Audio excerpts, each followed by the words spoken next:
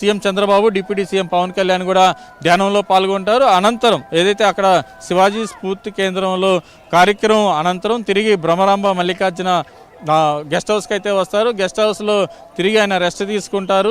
Rest తీసుకునే సమయంలోనే శ్రీశైలం డెవలప్మెంట్కి సంబంధించి ఏదైతే 1650 కోట్లతోటి ప్రభుత్వం ఒక ప్రణాళిక రూపొందించిందో ఆ ప్రణాళిక మొత్తాన్ని కూడా సీఎం చంద్రబాబు మోదీకి వివరిస్తారు. శ్రీశైలాన్ని ఎలా డెవలప్ భారతదేశంలోనే ప్రముఖ పుణ్యక్షేత్రంగా ఎలా డెవలప్ చేయాలన్న కోణంలోనే ఈ మొత్తాన్ని కూడా ఆయనకి వివరిస్తారు.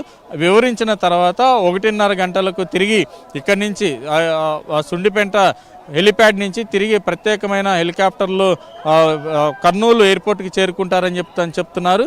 అక్కడి నుంచి కర్నూలు ఎయిర్పోర్ట్కి చేరుకున్న తర్వాత నేరుగా ఏదైతే జిఎస్టీ సూపర్ సక్సెస్ కార్యక్రమానికైతే మోదీ వెళ్తారని చెప్పని కూడా చెప్తున్న పరిస్థితి ఉంది.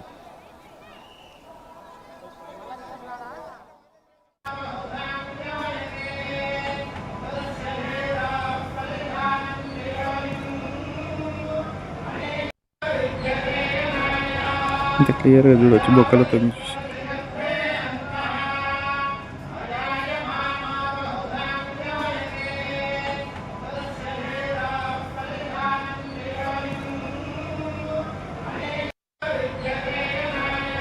ఇంకా క్లియర్గా చూడవచ్చు బొక్కలతో.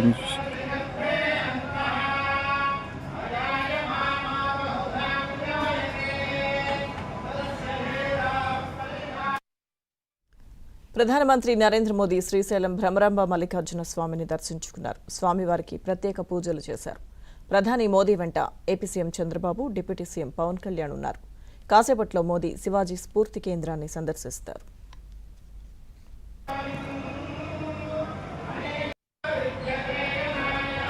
ఇంకా క్లియర్గా చూడవచ్చు బొక్కలతో.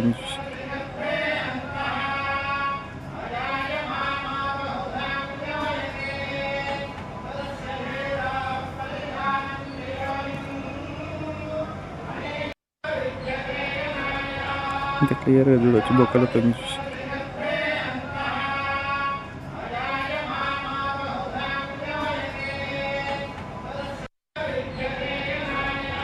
ఇంకా క్లియర్గా చూడవచ్చు బొక్కలతో.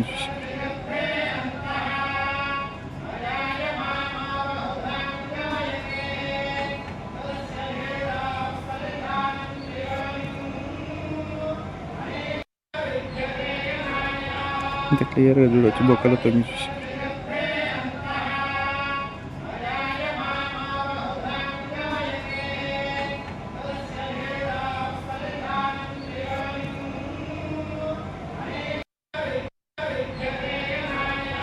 ఇంకా క్లియర్గా చూడవచ్చు బొక్కలతో. ప్రధానమంత్రి నరేంద్ర మోదీ శ్రీశైలం భ్రమరాంబ మల్లికార్జున స్వామిని దర్శించుకున్నారు. స్వామివారికి ప్రత్యేక పూజలు చేశారు. ప్రధాని మోదీ